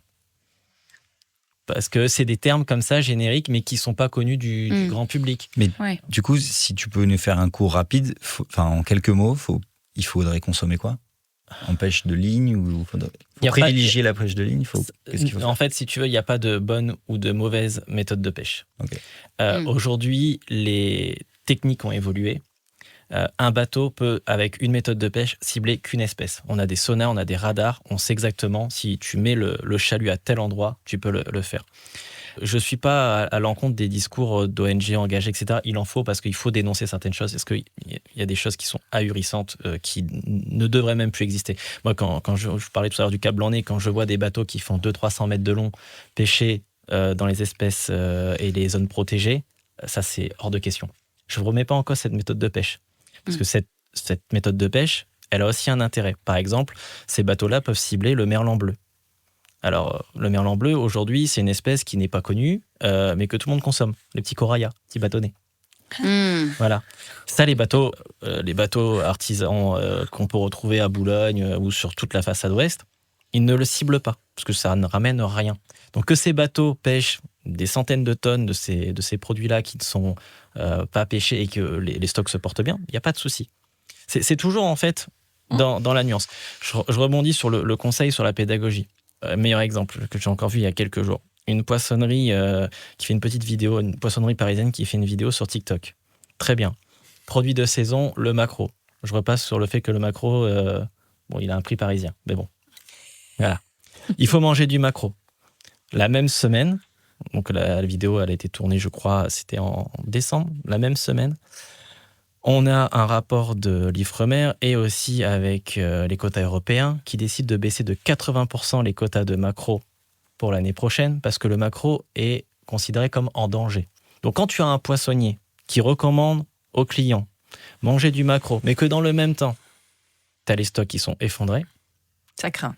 Si le professionnel, déjà, il n'a pas la bonne info, c'est pas possible parce que le consommateur, après, il s'y perd qui a raison, qui a tort. Nous, on se réfère aux professionnels. Voilà, c'est ça. Et là, tu as donné des acronymes que je connais même pas. Donc Non, mais voilà, tu vois, il y a plein de sujets. Mais déjà, tu parles d'acronymes, il y a plein de gens qui ne savent pas ce que c'est qu'un acronyme. Mais on pourrait en parler des heures. Les petites lettres, là, j'ai pas compris. Les FAO, c'est un acronyme, c'est les zones de pêche. Je te passe. Alors, c'est de l'anglais, je suis très mauvais en anglais, donc je vais pas me lancer dedans. Mais c'est un acronyme pour désigner les zones de pêche. Chaque océan, en fait, est divisé par zone de pêche. Et souvent, tu vas retrouver sur les étiquettes où ça avait été écrit ANE, Atlantique Nord-Est. Donc l'Atlantique Nord-Est, pour cibler les zones de pêche, il faut faire très simple. On a donc les océans qui sont découpés par façade, nord, ouest, est, ouest, etc. Et ensuite, tu as les sous-zones de pêche, donc les 7D, les 4D, etc. C'est par lettres et par numéro. Par exemple, si tu regardes sur une étiquette, souvent, tu vas retrouver des produits ANE. Donc ANE, Atlantique Nord-Est, c'est des pays baltes, pour faire très simple, jusqu'au détroit de Gibraltar. Donc en termes de précision, c'est pas très précis. Et ça, c'est quelque chose où nous, on essaye au maximum de mettre en avant, parce que tu as aussi des espèces qui sont, pour le consommateur, que sur une certaine zone. Tu prends la sardine. Nous, on a un problème actuellement à Boulogne avec la sardine. C'est l'espèce principale débarquée à Boulogne. 35 000 tonnes cette année. Sardine, tu te dis, c'est Saint-Gilles, c'est la Méditerranée. Le problème, c'est que nous, les sardines, à cause du réchauffement de l'eau, elles sont de plus en plus grosses. Donc, elles sont trop grosses pour être mises en barquette ou en conserve. Donc, ça part en farine animale, souvent. Donc, c'est pas valorisé. Et le pêcheur, il gagne strictement rien. C'est vendu 15-20 centimes à la criée. Donc, voilà, c'est que dalle. Nous, on essaie de le valoriser comme on peut. Mais c'est pour ça qu'il y a des techniques de pêche. Tu vois, quand tu vas pêcher la sardine à la Seine, si tu cibles cette espèce, il n'y a pas de souci. Tu vois, quand je vois certaines entreprises qui se disent non, nous, on fait pas de chalut, on fait pas de drague pour la coquille Saint-Jacques, etc. Non, en fait, c'est toujours avec on va dire des nuances. Et ça, c'est quelque chose que je veux vraiment mettre en avant. Merci beaucoup.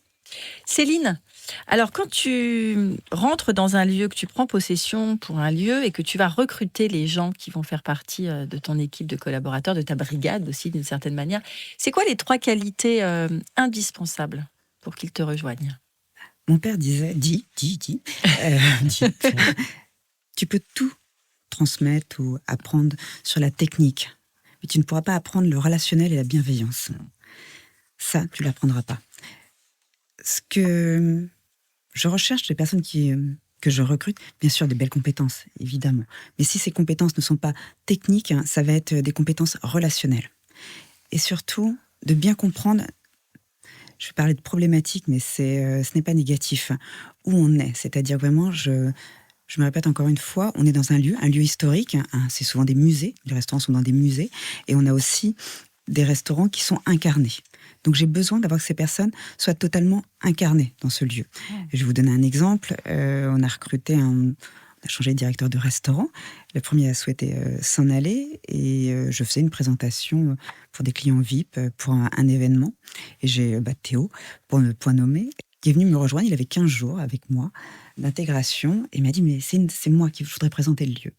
Et j'ai eu, je l'appelle Piu-Piu, il va être très vexé, qui est arrivé et qui a rayonné dans cette salle en expliquant d'où venait le lieu, par Jean Nouvel, l'architecture du lieu, pourquoi la salle Pierre Boulez, et c'était magnifique. C'est-à-dire que j'avais bien recruté la personne. Elle avait totalement incarné ce lieu.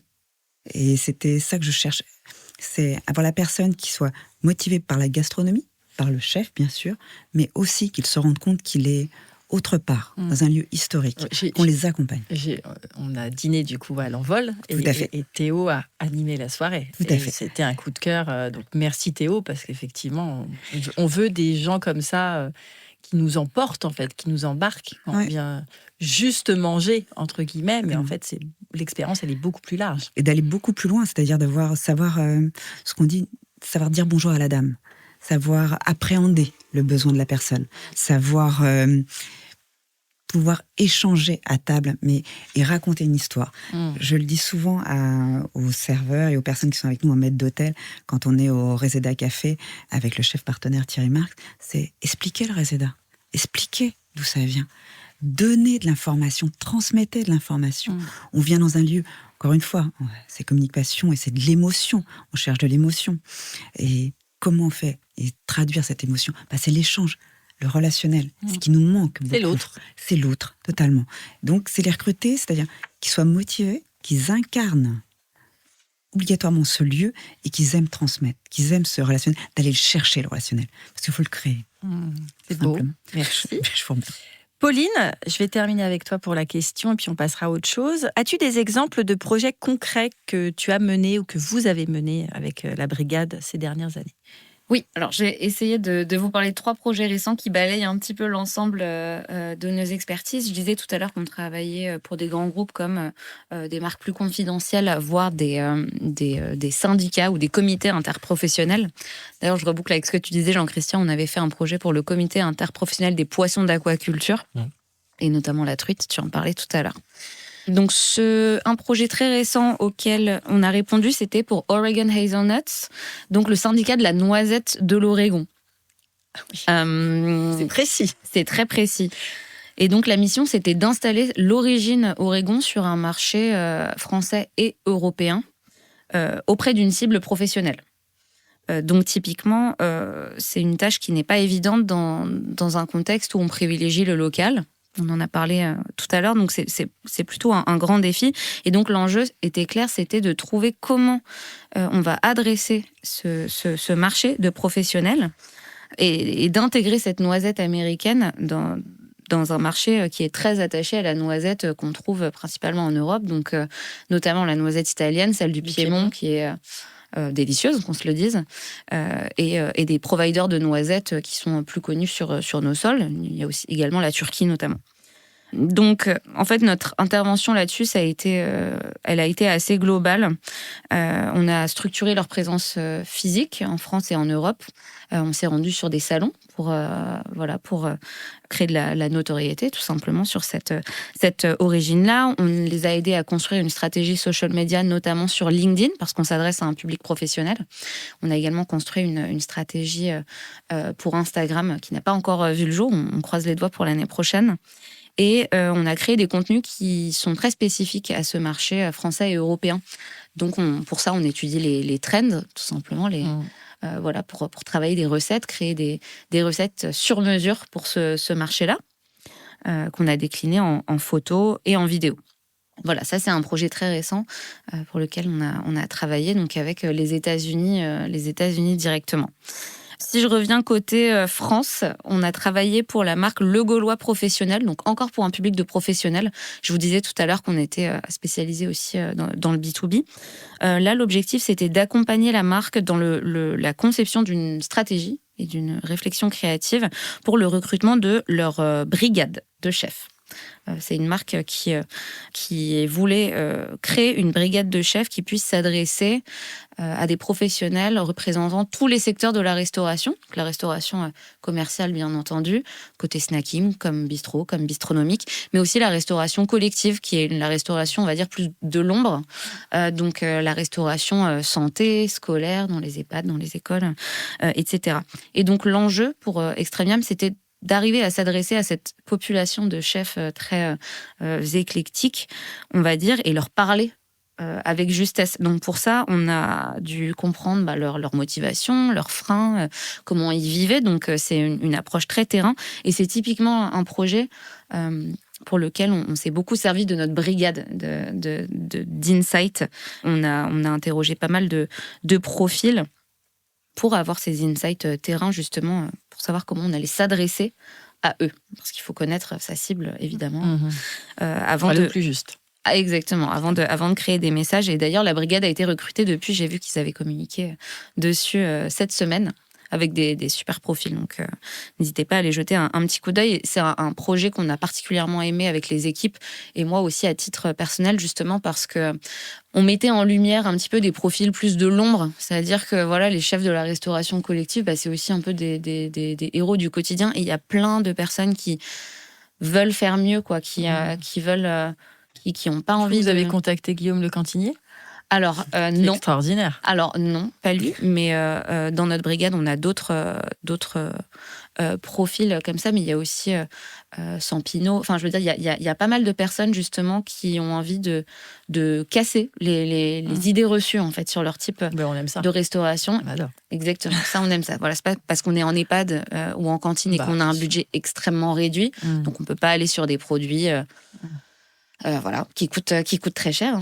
C'est la réalité du terrain, mais c'est pas pour ça qu'on a envie de servir de la merde, en fait. Enfin, vraiment, c'est leur mot. Je reprends leurs mots. Ils ont envie aussi de faire un joli dressage. Là, les repas, ça reste toujours une source de de bonheur, et ce jusqu'à la fin. Donc, Très bien. Je te coupe parce que du coup, j'ai la question que je voudrais vous poser de manière transversale. Qu'est-ce que pour vous cuisiner ? pour moi, une thérapie, honnêtement. Une thérapie gratuite.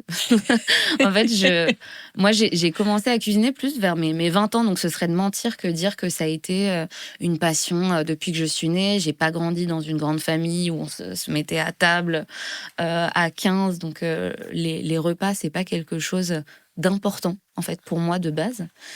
Mais j'ai commencé à cuisiner, je dirais, après, pendant mes études supérieures, et j'y ai trouvé vraiment une forme de thérapie. C'est vraiment un moment où je me vide la tête, et puis c'est là où vient la créativité.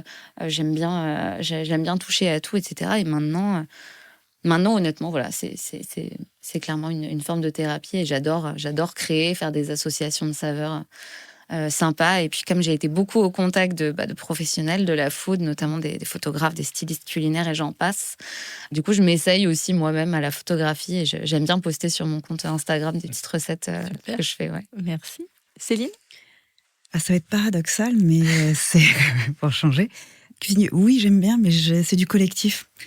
Moi, il faut que je partage et que je ne sois pas toute seule en cuisine. Il faut qu'on soit ensemble, à 2, à 3, à 4. Et c'est vrai, quand on a fait un appartement qui est un bar-cuisine, il faut que tout le monde soit autour et on cuisine ensemble. C'est ce qui m'apporte, ce qui me rend riche de tous ces échanges, de tout ce que vous dites aujourd'hui.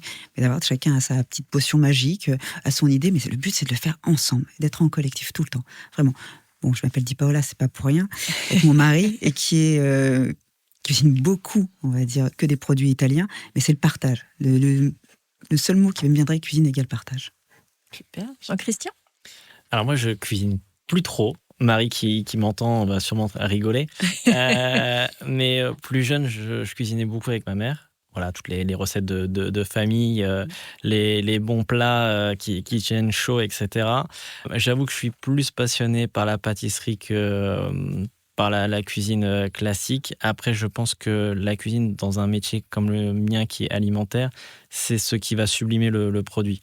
Et ça, c'est hyper important. On peut avoir le meilleur produit, le produit parfait, si la recette derrière, ou le chef ou autre, bon, voilà, on peut vite casser le mythe du beau produit. Donc, je pense que en tant qu'entrepreneur aussi, c'est hyper important parce que c'est notre carburant pour tenir le rythme et la cadence. Donc j'essaye de bien m'alimenter au quotidien parce que c'est vraiment un sujet où on parle beaucoup aujourd'hui. Je vois beaucoup d'entrepreneurs où ils vont consommer que certains types de produits, etc. Moi, je suis plus dans une alimentation plus classique et traditionnelle. Mais non, je pense que c'est plutôt plus une passion sur la pâtisserie que sur la cuisine traditionnelle. Après, j'aime bien partager des moments en famille ou entre amis, mais je laisse plus cette partie-là à Marie qui est passionnée et fait ça très très bien. C'est quoi ton produit de la mer préféré dont tu peux vraiment pas te passer? J'ai envie de dire, c'est la pince de crabe, la pince de tourteau. Ah oui. Ça, c'est pas mal. Après, j'ai la chance d'avoir un peu le choix au quotidien. Je peux dégoûter certaines personnes, mais ça m'arrive des fois, je passe à la poissonnerie le matin, je vais manger des huîtres. Pourquoi ça dégoûte ces personnes? Parce qu'une huître à 8h du mat, tout le monde n'aime pas. Oui. Tu vois? Donc, si, ça, j'aime bien. Dans le milieu, Oui. On peut manger, moi je peux manger des abats à 4 heures, quoi, tu vois. Ça, boire une coupe de champagne à 10 heures, c'est déjà arrivé ici. Hein. Après, notre produit, les noix de Saint-Jacques, quand même. Ouais. Noix de Saint-Jacques, alors, même cru. Hein. C'est quand, là, la période? La période des Saint-Jacques, c'est de octobre jusqu'à fin avril, début mai. Voilà. Donc là, il y en a encore. Il y en a encore un petit peu. Sur la Saint-Jacques française. Oui, évidemment. Parce qu'on en retrouve aussi beaucoup d'importations. Vaste sujet aussi. Merci beaucoup, Christian. Gabin? cuisiner? Eh ben, écoute, je me suis vraiment mis à cuisiner que en période de stage. Je vous ai raconté tout à l'heure mon expérience chez Coopert Cress. C'est là-bas que ça a commencé un petit peu parce que je pouvais ramener des cresses. Alors pour ceux qui nous écoutent. Mais bien sûr, il y a des néophytes. Voilà, on a dit les on fait de la cresses, pédagogie. C'est des micro-pousses de plantes qui ont tout un tas de saveurs intéressantes qui viennent, on va dire, sublimer et terminer les assiettes des chefs, aussi bien sur le plan esthétique que gustatif. Et je me suis mis un petit peu à les faire parce que j'en avais évidemment chez moi. Et comme c'est des produits qui périment, entre guillemets, enfin, où elles n'ont plus la même tête, elles n'ont plus le même goût après, quand je les utilisais pour animer en France, etc., dans le cadre de mon stage, parfois il m'en restait et donc je les utilisais. Et donc c'est venu de ça. Après, je pense que ça vient de ma grand-mère. Ce côté un peu gourmand, les plats de grand-mère, etc. Donc il y a une vraie sensibilité à ça maintenant aujourd'hui. J'aime bien en parler un petit peu aussi en interview parce que moi, il y a un truc qui me touche un peu particulièrement, c'est qu'en fait, il y a des recettes qui restent. On ne pourra pas les changer. Ma grand-mère, elle perd un petit peu la mémoire. Et donc, elle ne peut plus faire le lapin qu'elle fait avant. Et là, c'est un truc où je me dis, c'est une odeur ou un goût que j'aimerais retrouver. Et donc, en fait, je me dis, maintenant, je cuisine. Et chez moi, maintenant, quand je fais des recettes, j'essaye d'avoir ma recette à moi, la manière dont moi, je le fais, pour que les gens se disent, ah ben, c'est comme Gabin a décidé de le faire ou quoi. Donc ça, c'est vraiment ce truc, je trouve, en cuisine qu'on partage. Et puis, pour terminer le sujet aussi, je travaille beaucoup. Alors, pour beaucoup, travailler, c'est parfois pas agréable. Moi, j'apprécie travailler. Je travaille beaucoup, mais je suis vraiment passionné. Mais parfois, pour breaker un petit peu, se donner une petite pause, en fait, je rentre le soir et en fait, il y a le repas. Et le moment du repas, je cuisine. Et au moment où je cuisine, ça déconnecte totalement l'esprit. Tu disais thérapie. Je pense qu'on explore un peu le même sujet quand je dis ça. On déconnecte un peu l'esprit, on fait son plat. Et voilà. Et de plus en plus, maintenant, j'essaie d'intégrer la dimension aussi santé dans les plats. Parce que finalement, la santé, c'est dans l'assiette. C'est pas uniquement dans les médicaments qu'on prend.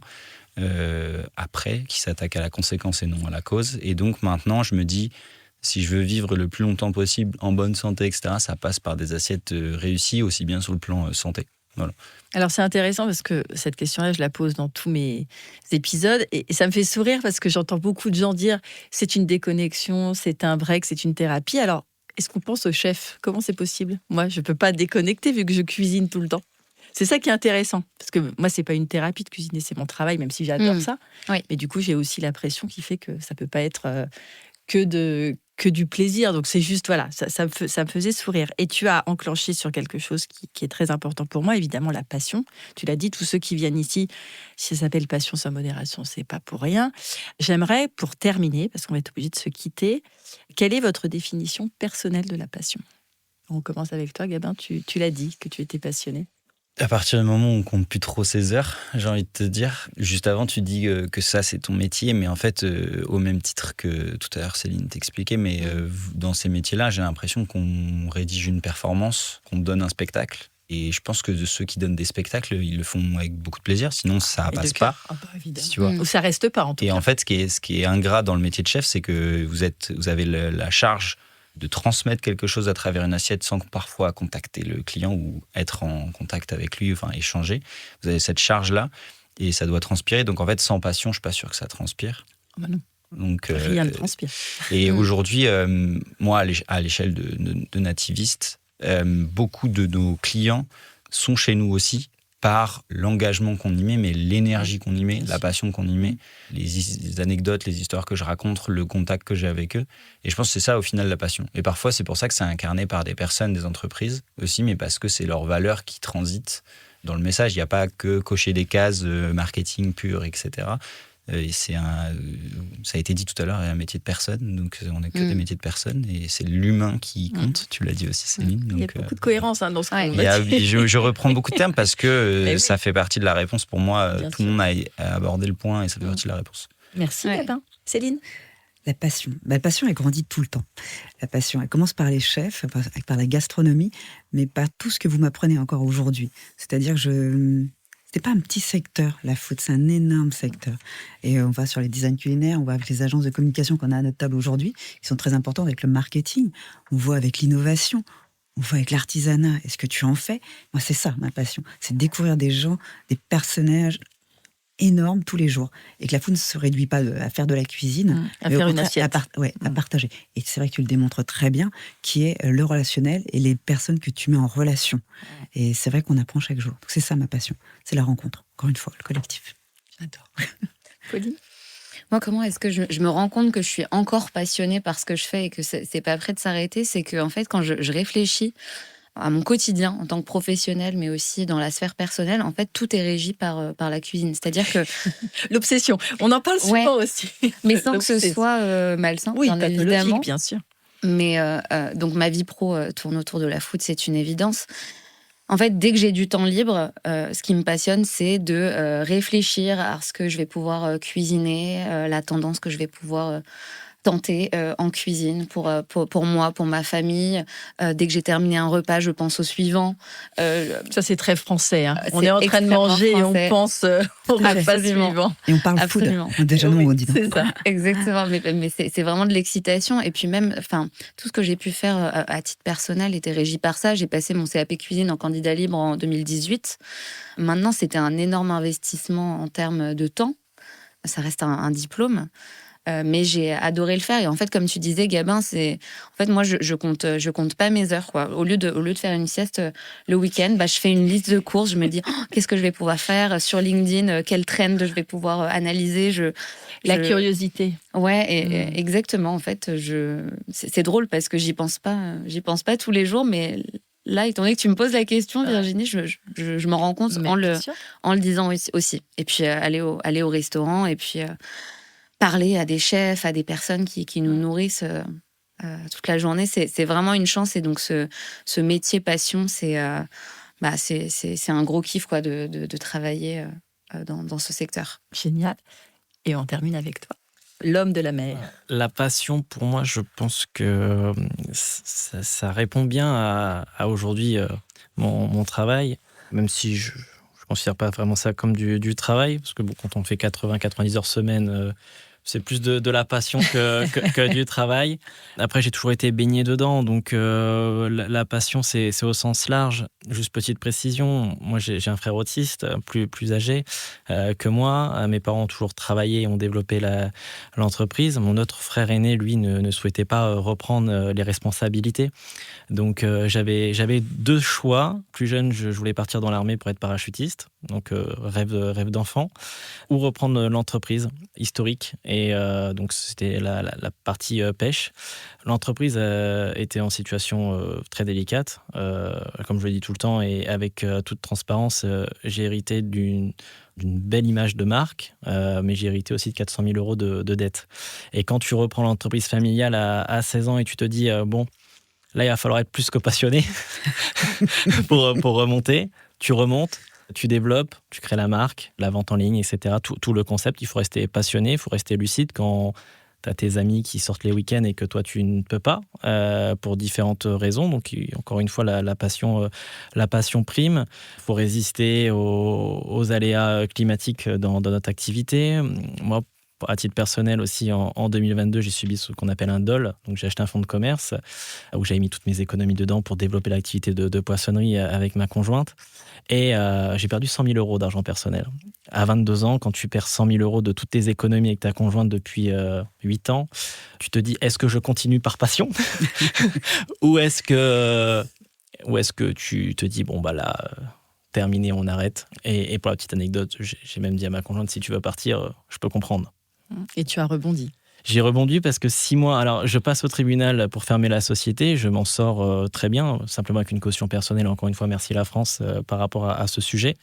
Et moins de 6 mois après, je réouvre une nouvelle société avec ce gros projet. On n'a pas eu le temps d'en parler, mais cette activité supplémentaire de maraîchage et de grossiste. Aucune banque ne veut m'accompagner. Simplement, même pour... là, plus dans un cadre entrepreneurial, mais simplement pour déposer le capital de la société, aucune banque ne veut m'accompagner. La seule banque qui m'a accompagné, c'est une banque en ligne. C'est quand même hallucinant. Et donc, en termes de passion, si tu n'es pas passionné pour rebondir constamment et faire face aux épreuves, je pense qu'il ne faut pas être entrepreneur. En tout cas, il ne faut pas se lancer seul. Ce terme que tu emploies là, en général, l'entrepreneur passionné, c'est l'entrepreneur résilient. Et on parle beaucoup de cette résilience, de dire on souffre, on se relève, on souffre, on se relève. Voilà, il y a différents degrés. Me plaindre, tu vois. Ah non, mais c'est absolument pas plaintif. Tu vois, au contraire, c'est rempli d'espoir et rempli d'optimisme. C'est ça. Et moi, c'est un sujet.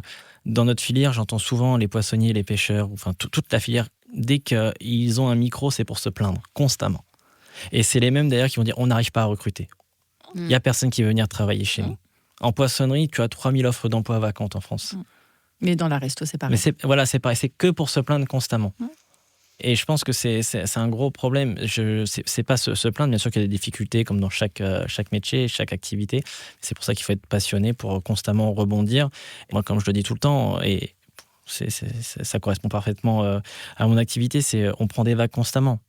Et on fait un choix, est-ce qu'on continue et on passe la tempête et derrière il fera plus beau, ou est-ce qu'on rentre au port et on arrête, on abandonne? Non mais tu l'as très bien. C'est un peu la logique. Je vais du coup conclure avec ça. J'ai une conclusion de prévue, mais en fait l'artisanat, parce que tu as les entrepreneurs, et tu as les entrepreneurs dans l'artisanat, comme nous. Et effectivement, c'est de la souffrance. Effectivement, c'est dur. Mais en même temps, on sait qu'on est animé par quelque chose de plus haut que nous, qui fait qu'on s'accroche. Moi, ça fait 12 ans. C'est pas facile, tous les jours. Et j'en chie, voilà. Je le dis, et je le dis voilà, officiellement. Mais on est là, et on restera là, de toute façon. Donc, un merci. peu comme une mission. C'est une mission de vie. Ouais, c'est une mission de vie. Moi, je la vois comme ça, comme une mission. Et quand tu as eu la dalle, comme moi, étant plus jeune, ou avec mes frères et mes parents, je prends ça comme une mission de vie, et peut-être que dans 30 ou 40 ans, je pourrais me dire c'est bon, j'ai réussi. Voilà, c'est un peu l'objectif. C'est très beau. Merci beaucoup. Je vais conclure.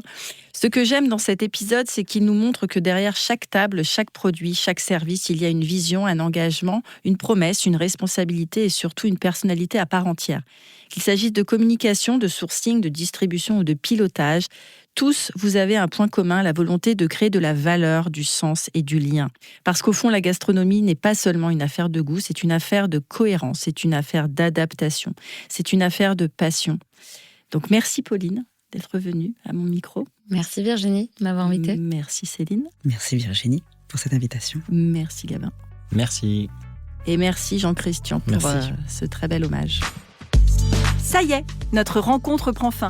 J'espère que l'inspiration et l'immersion dans l'univers de tous mes invités vous ont mis l'eau à la bouche. La conversation vous a plu? Les confidences vous ont ému? Merci de laisser un avis et vous abonner pour ne rien manquer des prochains épisodes et pour le propulser encore plus loin.